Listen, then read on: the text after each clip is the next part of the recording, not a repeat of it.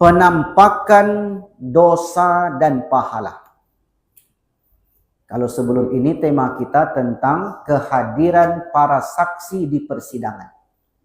Akan dihadirkan satu persatu. Saksi yang meringankan, saksi yang memberatkan, dan lain sebagainya. Saksi yang dekat, saksi yang jauh, saksi dari kalangan para malaikat, saksi dari nabi, saksi dari anggota tubuh, macam-macam saksi. Dihadirkan semua saksi untuk meringankan atau memberatkan. Maka pada malam ini adalah penampakan dosa dan pahala. Jadi begini, kita selama hidup di dunia, kita tak bisa bedakan mana di antara kita yang baru saja berbuat dosa, mana tidak. Sama aja bentuknya. Sama-sama pakai peci, sama-sama pakai baju, sama-sama makan. Tak tahu kita. Nampak soleh depan manusia. Terkadang ada orang heran, tak nyangka saya abang itu begitu. Ya, depan kita dia pandai. Kamuflase, dia sembunyikan keburukannya. Depan kita dia pandai seakan-akan orang baik. Maka tidak bisa kita lihat, tidak bisa kita katakan, ini dosanya banyak, dosanya sedikit. Tak nampak. Bisa jadi orang yang kita anggap dosanya sedikit, boleh jadi banyak dosanya. Bisa jadi orang yang dosanya dalam pandangan manusia banyak, tapi boleh jadi di hadapan Allah itu sedikit. Maka penampakan amal itu bukan di dunia. Penampakan dosa itu bukan di dunia. Makanya kalau berkumpul kita hari ini, tidak ada rasa malu. Berani kita jumpa dengan kawan kita, jumpa dengan ini. Padahal sebelum ini dia baru saja duduk dengan kawannya untuk merencanakan kezaliman. Tertawa-tertawa, setelah itu jumpa dengan kita, solat sunatnya luar biasa. Ini sebagai contoh. Maka di dunia segala bentuk amal soleh tersebut tidak ditampakkan. Perbuatannya ada, tapi pahalanya tak nampak. Dosa itu tak bisa kita lihat. Seperti apa bentuk dosa? Tak tahu kita. Adakah warna hitam kah dia? Kuning kah dia? Macam manusia kah dia? Tak tahu kita bentuk dosa dan bentuk pahala. Tapi perbuatannya kita tahu. Perbuatannya begini dosa. Tapi bentuknya itu sendiri kita tak tahu. Ada satu hadis yang Rasul katakan setelah orang itu meninggal. Wa ya'ti rajulun hasanul wajhi, akan datang kepada dia satu sosok yang wajahnya sangat indah dipandang.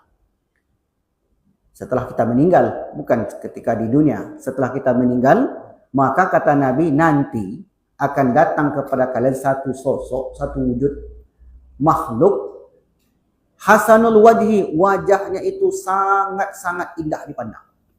Hasanus siyabi, pakaian yang dipakainya sangat cantik, sangat bagus.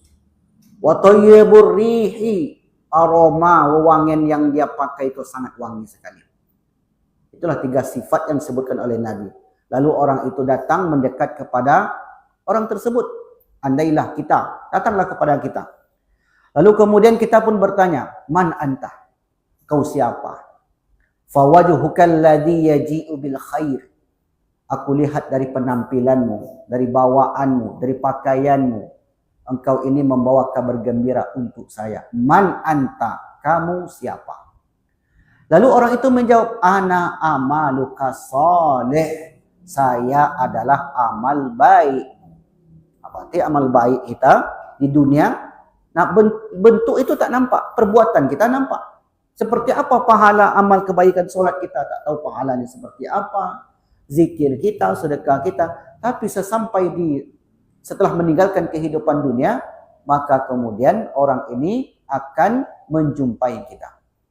Lalu di sisi lain Rasul katakan, wa ya'ti qabihul wajhi. Ada orang yang datang wajahnya sangat berantakan, sangat buruk rupa.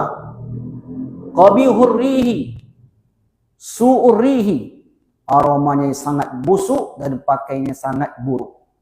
Lalu tiba-tiba orang itu bertanya, man anta? Engkau siapa? Lalu orang itu jawab, ana amaluka syarr. Saya adalah amal burukmu ketika di dunia.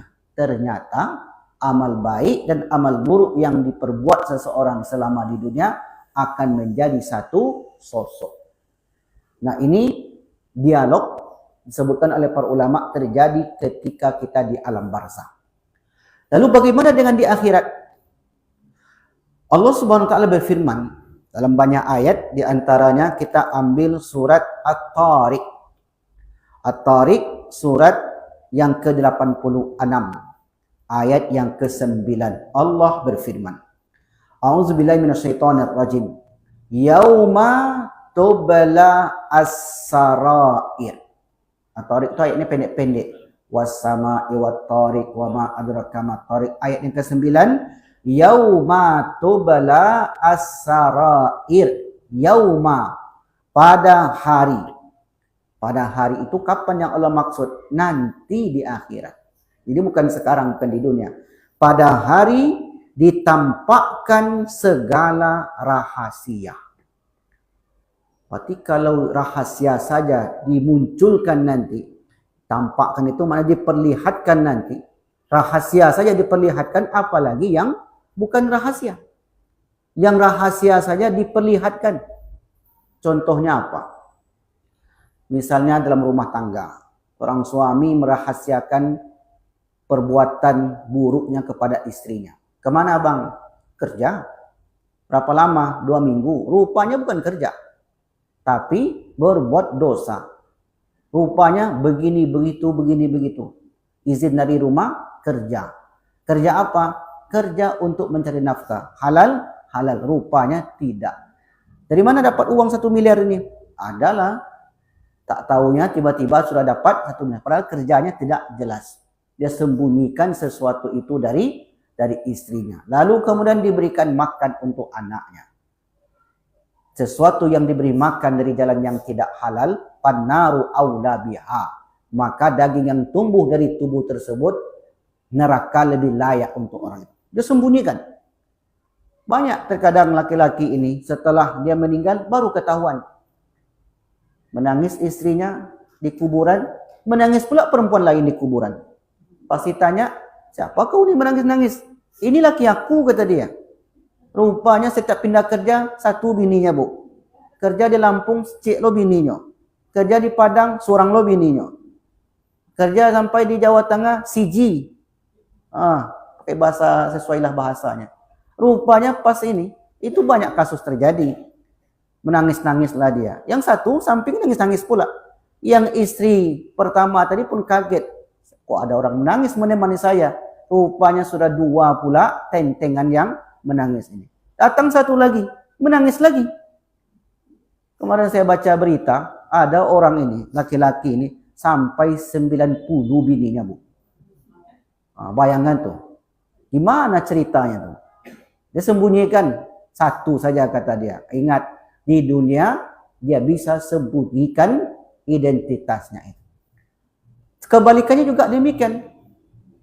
Suaminya pergi kerja, rupanya bini di rumah buat kerja pula.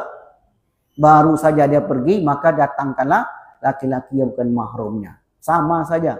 Intinya apa? Bukan laki-laki, bukan perempuannya. Sesuatu yang disembunyikan dari pasangannya, kelak pasti akan diperlihatkan. Baca saja berita. Ada seorang yang mengaku punya 3 orang anak bukan dari suaminya.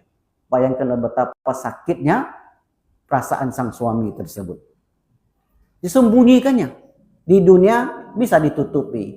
Di persidangan bisa ditutupi. Ketika orang itu sampai pada akhirat, maka tidak satu pun yang bisa ditutupi. Maka itulah makna ayat tadi. Yauma tubla as-sarair.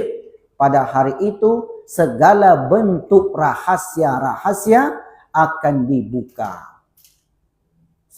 Selalu kita katakan, saat ini kita bisa bertemu, bisa tidak ada rasa malu, ada rasa takut, karena rahasia kita disembunyikan. Tapi kalau dibuka rahasia itu Bapak Ibu, maka tak akan sanggup. Ada satu film, saya belum tonton tapi cuplikan aja. Film itu menggambarkan kalau ada orang buat satu salah, ada tanda di bagian kepala. 2 buat dosa, 2 tanda. 10 buat dosa, 10 tanda. Terbayang oleh saya, kalaulah di dunia ini Allah buat seperti yang di film itu, sekian banyak dosa, sekian tanda. Jumpa orang ni, limo hariko. Harikonya baru tu dah 5. Ini, tapi sering ke masjid. Rupanya ke masjid itu untuk menutupi. Tiba-tiba dah pakai baju lain aja dia. Kata kawannya, tak sangka abang ini begitu. Dia orang baik. Baik depan kita, tak baik depan kita. Kamuflase, dia tutup itu. Jadi di dunia orang bisa saja. Sangat bisa sekali untuk berkamuflase. Tapi ingat, nanti ketika sampai pada suatu hari, semua yang kita sembunyikan dari mata manusia akan ditampilkan ketika itu. Makanya dalam satu ayat surat Al-Haqqah, surat yang ke-69 ayat yang ke-18, Allah berfirman, A'udzubillahi minasyaitonirrajim.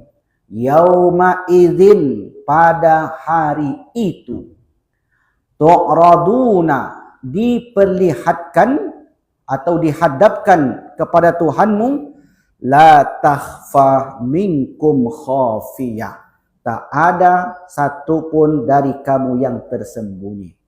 Maka disitulah nanti manusia akan mencela dirinya. Disitulah mereka mulai takut ketika menghadapi hari persidangan dan hari pertimbangan amal. Apa kata mereka? Walau tara izil mujrimun. Sekiranya engkau melihat, wahai Muhammad, orang-orang yang berbuat dosa. Nakisu ru'usihim, kepala mereka tertunduk, inda rabbihim, di depan Tuhan mereka, inda rabbihim rabbana, lalu mereka minta kepada Allah, abasarna, kami sudah dilihatkan, sudah tampak oleh kami segala sesuatu yang telah kami lakukan. Wasami'na, dan kami telah dengar setiap sesuatu yang dibacakan. Farji'na, kembalikanlah kami ke dunia. Na'mal sholiha, untuk beramal saleh. Inna muqinun, kami nanti akan yakin. Tapi sia-sia, waktu sudah berlalu. Kira-kira berapa banyak nanti yang ditampakkan kepada kita? Kita umpamakan kita hidup 70 tahun. 70. Kurang masa kanak-kanak 15 tahun. Berarti 70 kurang 15, 55 tahun. 1 tahun itu 365 hari. 1 hari kira-kira berapa lembar malaikat mencatat perbuatan kita? Mulai tadi dari jam berapa kita bangun? Jam 4. 4, 5, 6, 7 sampai jam 4 12 jam. 8, 9, 10, 5, 6, 7, 8, 9. Berarti 12 tambah 5, 17 jam. 17 jam, pena malaikat tak pernah berhenti. Sejak kita bangun, pena itu terus nulis. Ma yalfizu min qawlin illa ladaihi raqibun atid. Ma apa? Yalfizu, yang kalian ucapkan.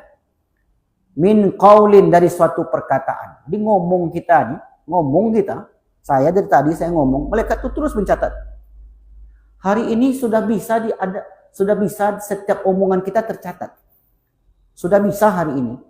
Jadi letakkan aplikasi, diinstal aplikasi di handphone kita, lalu kemudian bicara kita. Setiap yang kita bicarakan itu ditulisnya. Nanti langsung jadi teks. Kalau manusia saja bisa buat demikian, tentu malaikat lebih mudah lagi. Salat dulu mungkin agak sulit untuk memahami ayat tersebut. Di mana cara malaikatnya? Kok bisa dia mencatat setiap banyak manusia di dunia ini? Di mana malaikat itu mencatatnya satu persatu? Nah, sekarang ada aplikasi.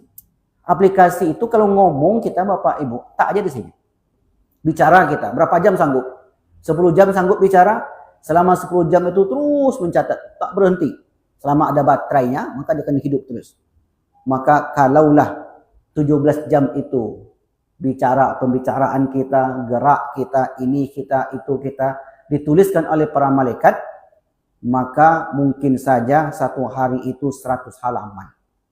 Kalau 100 halaman satu hari dikali 365 hari setahun. 36.500 halaman per tahun.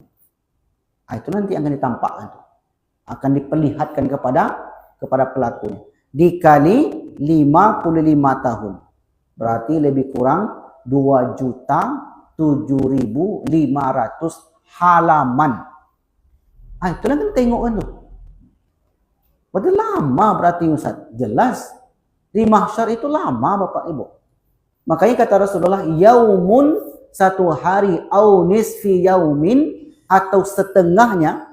Satu hari itu 1 hari 1 malam 24 jam. Kalau satu hari 12 jam. Kalau setengahnya kurang aja.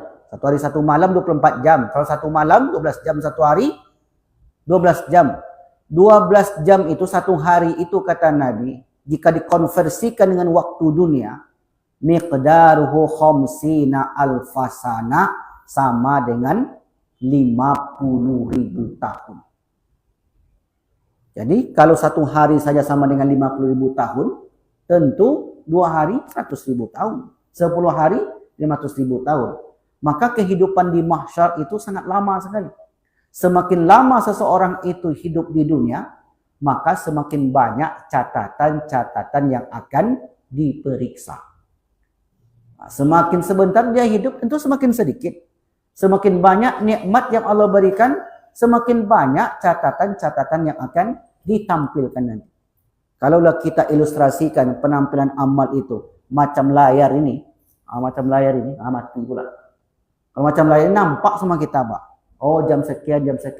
Kalaulah begitu nanti, dan setiap orang tak bisa memikirkan orang lain. Saat itu hanya sibuk melihat catatannya masing-masing. Makanya kata Allah ketika itu, Iqra kitabaka, bacalah catatan amal. Berapa kita baca? 2.007.500 halaman. Itulah nanti yang akan ditampakkan kepada kita. La takhfa minkum khafiyah. Tak ada satupun yang tersembunyi. Dalam ayat yang lain, Ghafir, ayat 40, surat yang ke-16. Yauma hum barizuna, la takhfa 'alallahi minhum syai'un, limanil mulkul yauma, lillahi wahidil qahhar. Yaitu pada hari ketika mereka tampak dengan jelas di hadapan Tuhannya. Tidak ada satu keadaan pun dari mereka yang tersembunyi di sisi Allah. Allah berfirman, milik siapakah kerajaan pada hari ini? Lalu dijawab, milik Allah yang Maha Esa, lagi Maha mengalahkan. Mana ayat ini, kata Imam An-Nasafi, tidak ada satu keadaan pun dari manusia yang tersembunyi di sisi Allah, ialah tidak satu pun dari amal dan keadaan seorang yang tersembunyi. Artinya ketika itu diperlihatkan. Jadi kalau satu orang itu 2 juta halaman yang akan diperiksa, yang akan ditampilkan, maka lama sekali. Satu persatu ditanyain, kau siapa? Ulama. Ulama ditanyain ilmunya. Ilmu kau itu kau gunakan untuk apa? Membela yang baik atau membela yang buruk? Kalau dia gunakan untuk membela yang baik, selamat. Kalau digunakan untuk membela yang salah, kiamat.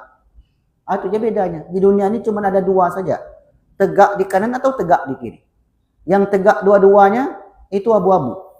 Tak jelas. Muzabzabina baina dzalika la haula'i wa la haula. Tapi yang jelas, orang tegak sebelah kanan, dia akan mendapatkan balasan kebaikan. Orang tegak sebelah kiri, dia akan mendapatkan balasan keburukan. Dalam hadis Nabi, an Abi Sa'id Al-Khudri, an Rasulillahi sallallahu alaihi wasallam qala, "Law anna ahadakum ya'malu fi sakhratin samma'a laisa laha babun wala quwwatun la kharaja amaluhu lin-nasi ka'inan ma kana." Hadis riwayat Imam Ahmad. Dari Abu Sa'id Al-Khudri, dari Rasulullah bersabda, seandainya seseorang dari kamu melakukan sesuatu perbuatan di dalam bangunan dari batu yang kuat dan keras, tanpa ada pintu dan jendela, niscaya Allah akan menampakkan perbuatannya tersebut di hadapan manusia sebagaimana adanya. Ini mengingatkan kepada kita, sendiri-sendiri jika kita berbuat dosa ataupun beramai-ramai akan ditampakkan. Jadi diumpamakan oleh Nabi, seorang yang berbuat dosa dalam batu, gedung, dalam sebuah bangunan yang tidak ada jendela, tidak ada pintu, tidak ada udara yang masuk, tidak ada cahaya, Allah tahu.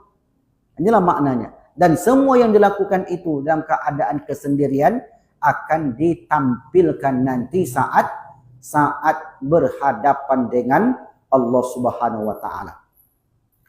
Dalam hadis riwayat Imam Bukhari, an Safwan ibni Muhrizin al-Mazini, dari Safwan bin al-Muhrizin al-Mazini qala, berkata, bainama ana amshi, suatu hari saya berjalan bersama Ibni Umar, Ibni Umar radhiyallahu anhu, akhizun biyadihi, memegang tangannya, idh arada rajulun faqala kaifa sami'ta Rasulullah sallallahu alaihi wasallam bin najwa, qala sami'tu.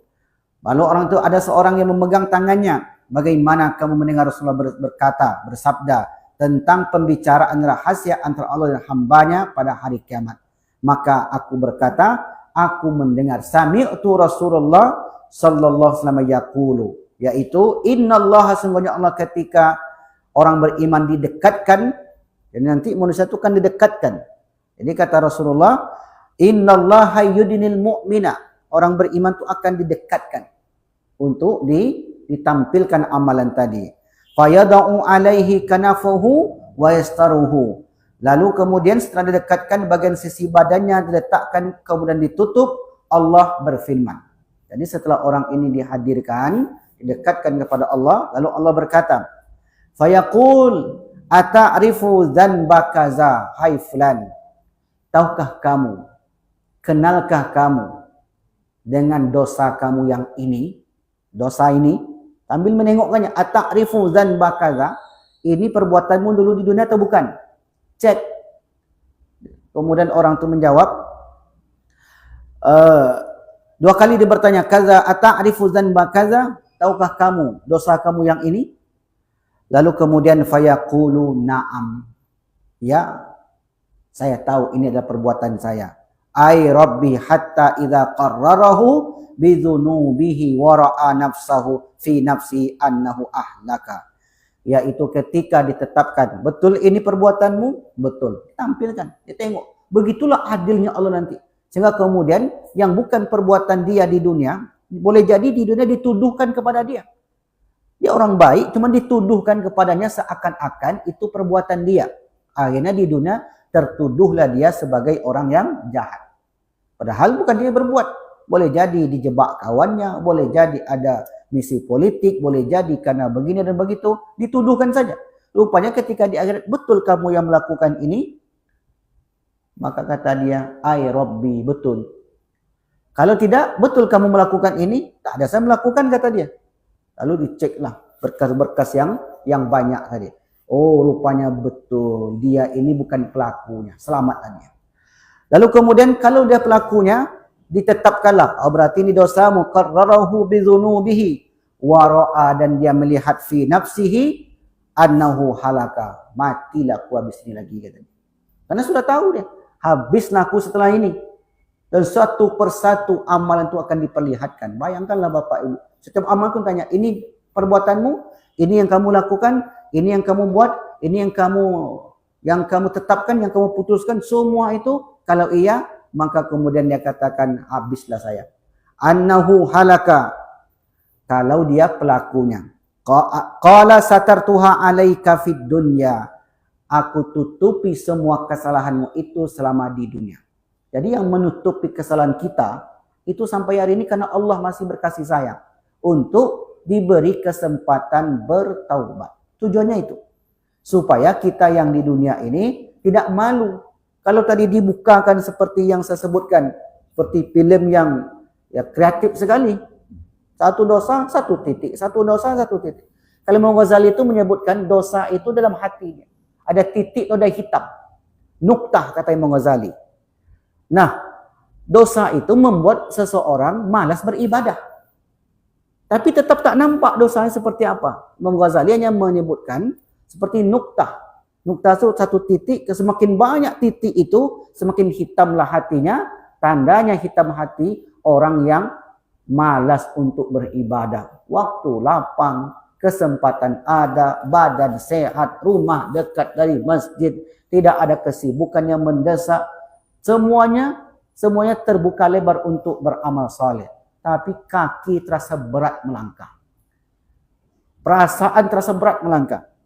Jangankan untuk duduk di majelis ilmu, habis solat saya terkadang gelisah. Assalamualaikum warahmatullahi wabarakatuh. Assalamualaikum warahmatullahi wabarakatuh. Tak sempat zikir, tak sempat berdoa. Tak tahu apa yang buat dia gelisah. Kalau dia muda, mungkin masuk akal banyak pekerjaan. Ini bukan lagi usia yang sangat muda, tetapi sudah sangat-sangat usia senja. Tapi kemudian tetap juga sulit untuk beribadah kepada Allah Subhanahu wa taala. Maka kata Allah, qala satartuha 'alaika fid dunya. Di dunia aku tutupi kesalahanmu supaya engkau mau bertaubat atas dosa-dosa yang sudah kau lakukan. Wa ana aghfiruha laka al-yauma.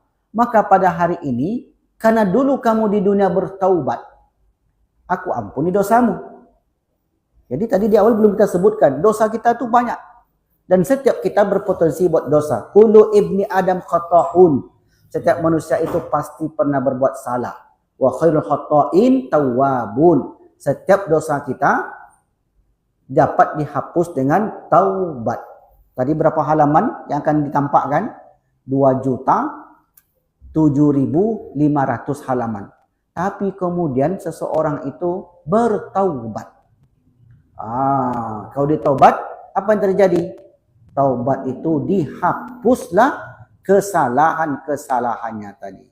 Jadi nanti di akhirat ditengokkan lagi enggak Ustaz? Tak ada dalil yang pasti, tapi para ulama mengatakan begini. Misalnya, inilah catatan amal kita. Ya Bu ya. Pas dibuka ada isinya. Karena rupanya belum sempat dihapus. Yang satu ini sudah kosong. Memang dia ada kesalahanmu ini, tapi sudah nggak nampak lagi. Kenapa? Karena sudah dihapuskan dengan taubat tadi. Apa amalannya? Misalnya dosa telinga. Kita berdosa karena mendengarkan sesuatu yang buruk. Bagaimana cara menghapuskannya? Dengan cara berwudu. Ini pernah kita sampaikan dahulu. Ma'a akhiril qatril ma'i. Setiap tetesan-tetesan air wudu itu yang jatuh, maka sebanyak itulah dosa-dosa telinga kita berguguran. Makanya kalau bisa, kita ini Bapak Ibu, setiap kali salat wudu, walaupun tak batal wudu, saya setiap kali salat, saya akan wudu. Walaupun wudu saya nggak batal. Kenapa Ustaz? Yang pertama, cari fadilahnya. Yang kedua, fadilah wudu, dapat pahala kita wudu. Yang kedua, setiap tetesan air yang jatuh dari wajah kita, yang jatuh dari mulut kita, yang jatuh dari hidung kita, telinga kita, kepala kita, tangan, kaki dan sebagainya, maka kata Rasulullah akan diampunkan dosa-dosanya ma'a akhiril qatril ma'i, bersamaan tetesan-tetesan air wudu yang jatuh tadi. Kalau sempat kita habis mandi Bapak Ibu, habis mandi di rumah, wudu aja. Habis mandi wudu, walaupun kita tak solat. Habis misalnya dari kamar mandi, kalau bisa wudu. Kenapa? Karena tetesan air wudu itu dapat menghapuskan dosa-dosa kita. Apalagi amalannya, orang yang duduk di majelis ilmu macam kita ini, Bapak duduk paham tak paham itu lain hal. Nyambung tak nyambung tak perlu. Yang penting mau dia duduk. Kalau tidur dia Ustaz tetap dapat pahala. Tetap dapat pahala walaupun dia tidur. Yang penting dia mau duduk di majelis ilmu untuk mendengarkan majelis ilmu. Makanya terkadang ada jamaah itu. Nanti datang ke Nurul Yakin, ikut jamaahnya. Datang nanti ke Nurul Huda, ini lagi jamaahnya. Saya tanya, Bapak enggak bosan dengan saya ngomong? Saya hanya dengarkan duduk di majelis ilmu aja Ustaz. Itu baru benar. Karena temanya hampir mirip walaupun tak sama. Saya sampaikan, Bapak tak bosan jumpa dengan saya bilang. Besok jumpa lagi dengan Bapak nih di masjidnya. Sekarang datang lagi beliau. Saya tanya, tak bosan Bapak? Untuk menambah aman. Kalau ilmu saja yang diharap, ya paling-palingan 10% ya Bu. Sekarang nanti keluar masjid, habis Isya tinggal 5%. Sampai di rumah tinggal 1%. Sampai bulan depan minus 10%. Minus insya Allah tidak. Tetap akan nyangkut sedikit banyak. Tetapi karena duduk kita di majelis ilmu itu adalah salah satu amalan untuk menggugurkan dosa, maka catatan amal kita tadi terhapus. Nah, berapa banyak amalan-amalan itu kita lakukan, maka sebanyak itulah penghapusnya. Sampai satu persatu. Satu-satunya yang nggak bisa dihapus itu adalah perkara hutang. Nah, itu yang tak bisa dihapus. Kalau ada hutang arisan yang belum selesai, selesaikan dulu. Ada hutang dengan kawan, dibayar segera sebelum datang waktu kematian. Nah, itulah kata Allah Subhanahu wa taala. Jadi, aghfiruha laka, aku ampuni dosamu. Kenapa dia ampuni dosanya tadi? Ketika dia menerima catatan amal, diperiksa. Duduk, maju. Nama Jokowi, contoh aja. Nama, maju. Berapa tahun hidup? Dia buka lah mulai halaman pertama, saja akil balik. Kamu siapa nama? Saya Prabowo. Apa programmu di dunia? Ini contoh nih. Begitulah pemeriksaan itu nanti. Ditampilkan amal. Ditampakkan, Pak. Oh iya. Ini manfaatnya banyak atau tidak? Datang pula Nusron Wahid. Nusron Wahid pakai dalil dia, Bapak Ibu. Dalilnya apa kata dia? Li'ila fi Quraisyin ila fihim rihlatas syita'i was-sayf falya'budu rabb hadzal bait alladzi orang yang memberi makan orang lapar. Kata Nusron Wahid, itulah ayat MBG. Kan kacau tuh, Pak. Tafsir sesat tuh, Pak. Jadi sama-sama kan. Tapi begitulah. Ada di ilmunya itu salah gunakan. Tanyain. Nusron, kau ditafsirkan begini kata dia. Iya, kenapa ditafsirkan? Membela. Akan dibela dia. Satu persen. Ini contoh aja. Jangan serius betul. Ya, semuanya akan berlaku nanti. Ustadz juga, siapa nama ustadznya? Siapa namanya? Cari aja lah masing-masing. Kemudian tanya, untuk apa ilmumu? Untuk membela yang benar atau yang salah? Untuk membela yang benar, selamat. Tapi ada ulama yang membela yang salah. Membelot. Dulu zaman Musa namanya Bal'am. Bekerja sama dengan pemimpin zalim. Akhirnya kemudian karena dia menyalahgunakan ilmu yang dia miliki, Allah setarakan dia dengan seekor anjing. Begitulah dahsyatnya orang yang berilmu, ilmunya itu disalahgunakan. Salahgunakan itu tidak digunakan untuk kebenaran. Maka kata Allah, "Famasaluhu kamasalil kalbi." Perumpamaan Bal'am ini seperti seekor anjing. In tahmil alaihi yalhaz au tatrukhu yalhaz. Anjing itu kau bawa dia, tetap dia menjulurkan lidahnya. Kalau kau tinggalkan, tetap juga menjulurkan lidahnya. Begitulah orang-orang yang mendustakan ayat-ayat kami. In tahmil alaihi yalhaz au tatrukhu yalhaz, ataupun kita bawa, tetap dia akan menjulurkan lidahnya. Maka kalau dia berbuat amalan-amalan tadi, maka kemudian Allah akan hapuskan kesalahannya. Apalagi contohnya, Ustaz? Contoh sederhana. Dosa-dosa kecil itu yang dihapuskan adalah ketika kita bersalaman. Habis sholat kita salaman biasanya, Bapak Ibu. Keliling-keliling. Sholatullah sambil selawat. Maka kata Nabi, mamin muslimaini. Tidaklah dua orang muslim. Yaltaqiyani. Bertemu. Laki-laki sama laki-laki, perempuan-perempuan. Bertemu wayatasofahani. Lalu dia berjabat tangan. Ghufirallahuma, diampunkanlah dosa dua orang itu. Malam yatafarraqa, sebelum mereka berpisah. Jadi jangan anggap remeh. Apalagi mohon maaf dianggap bid'ah. Habis sholat, assalamualaikum warahmatullahi wabarakatuh. Julurkan tangan, larikan tangannya, Pak. Nabi tak buat, bukan Nabi tak buat, dia tak tahu. Itu beda tuh, Pak. Nabi tak buat dengan dia tak tahu itu beda. Kalau dia tak tahu, kita beritahu dalilnya. Maka kita tidak bisa tiba-tiba secara mendadak, otodidak kita menyalahkan orang lain. Karena berdasarkan dalil. Jadi amalan-amalan yang kita sebutkan tadi sebagai penggugur dosa-dosa mata, dosa telinga, dosa hati, dosa tangan, dosa kaki. Supaya nanti ketika amal kita ditampakkan, tidak lagi tertulis di sana. Makanya tadi 2 juta halaman itu rupanya sudah dihapus. Tinggallah sedikit, tinggallah yang baik-baik yang dihitung. Maka ketika yang baik-baik dihitung, beruntunglah dia. Itulah kata Allah, aghfiru halakal yauma fayu'ta bi kitabahu hasanatihi, maka diberikanlah kebaikan-kebaikan catatan amalnya. Wa ammal kafir awil munafik, adapun orang kafir, orang munafik, maka mereka katakan ulaikal ladzi haula'il ladzina kadzdzabu ala rabbihim, mereka itu mendustakan Allah, ala laknatullahi ala zalimin, mereka dijauhkan dari rahmat Allah Subhanahu wa taala. Bapak Ibu yang dimuliakan Allah Subhanahu wa taala, terakhir hadisnya kita bacakan. Hadisnya panjang sekali, kita bacakan teks Indonesianya saja. Lalu Allah menemui hambanya dan berkata, wahai fulan, ya fulan, kata dia, kata Allah, bukankah aku telah memuliakanmu di dunia, menjadikan engkau sebagai pemimpin, memilihkan pasangan hidupmu, dan menundukkan untukmu kuda dan unta, serta memudahkanmu memimpin dan memiliki harta banyak. Maka ia menjawab, benar ya Allah.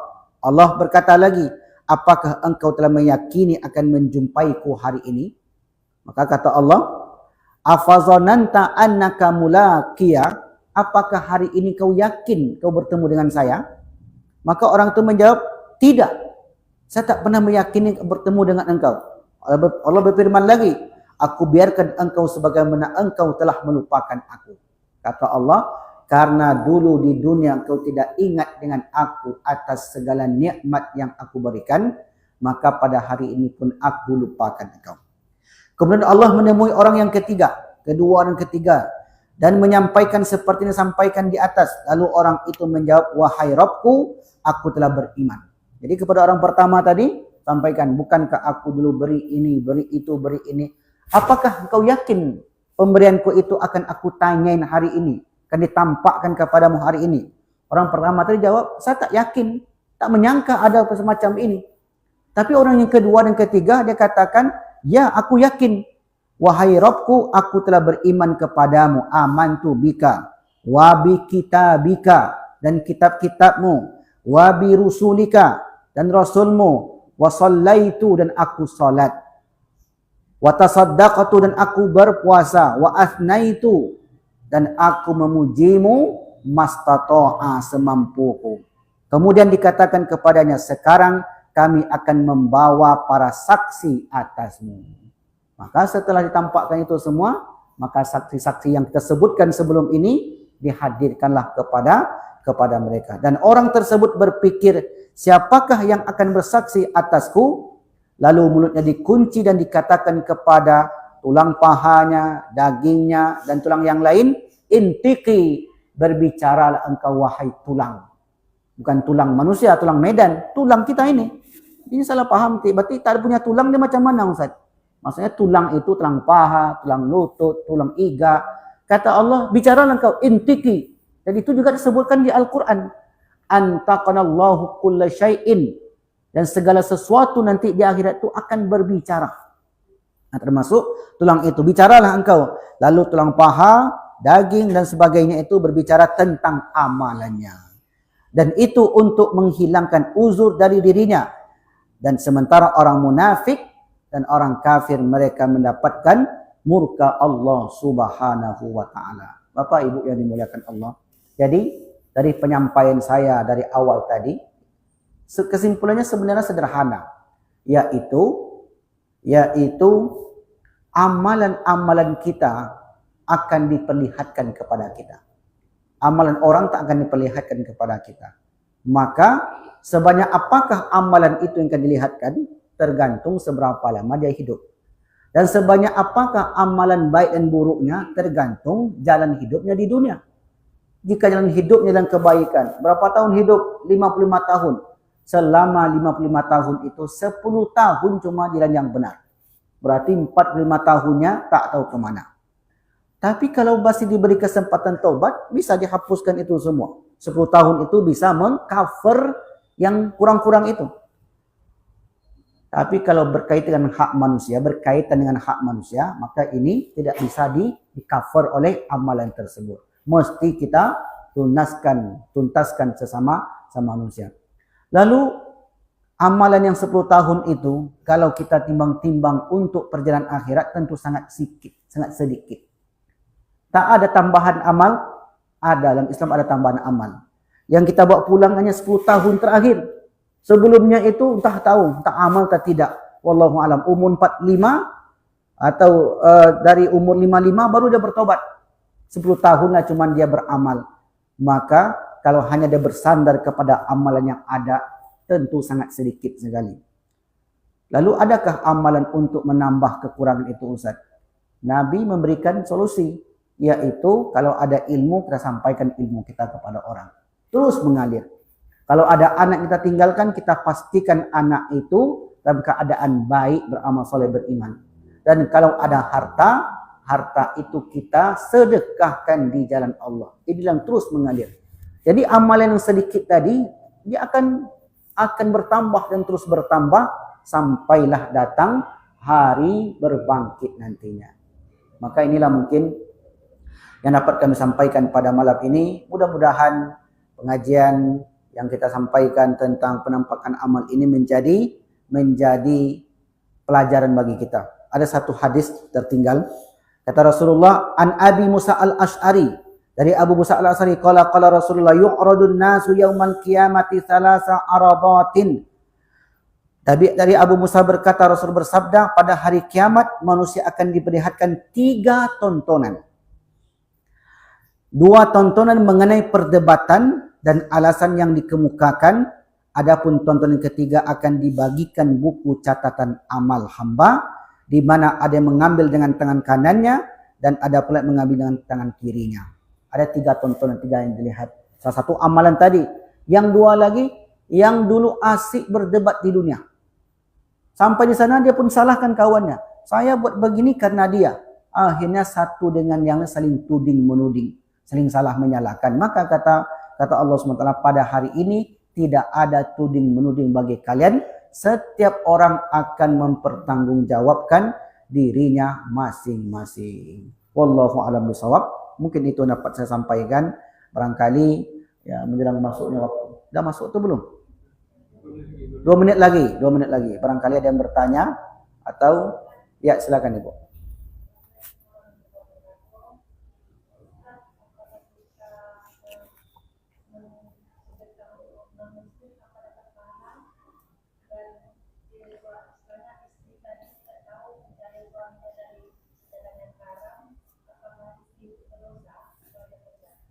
Baik, bersedekah dengan jalan yang halal. Bersedekah dari harta yang halal. Apakah berpahala? Diberikan kepada non-muslim. Sesuatu yang didapat dengan jalan yang halal, diberikan kepada yang tak beriman sekalipun tetap berpahala. Apa contohnya? Hewan. Hewan tak ada agamanya. Tapi kalau kita beri makan hewan itu tetap berpahala. Apalagi kalau membantu manusia. Ini kiasnya begitu. Ini kalau kita membantu hewan saja yang tak ada agamanya berpahala, apalagi membantu manusia. Dengan jalan harta itu harta halal. Tapi seandainya harta yang digunakan itu dari harta yang tak halal. Tak halal kan kita tahu ya Bapak Ibu. Caranya tak halal ataupun harta itu tak halal. Maka kata Allah, innallaha yaqbalu thayyiban innallaha thayyibun la yaqbalu illa thayyiban. Allah itu bersih, tidak menerima kecuali dari yang bersih. Kalau tahu kita dari yang tidak bersih, jangan diterima. Kalau tahu. Tapi kalau tak tahu, Ustaz macam mana? Tak tahu itu semua dimaafkan. Ma'fu anhu. Jadi kalau disedekahkan juga oleh istrinya, sementara suami tadi mencari dari jalan yang tidak baik, maka yang berdosa itu suaminya. Istrinya tak berdosa karena dia tak tahu. Dia hanya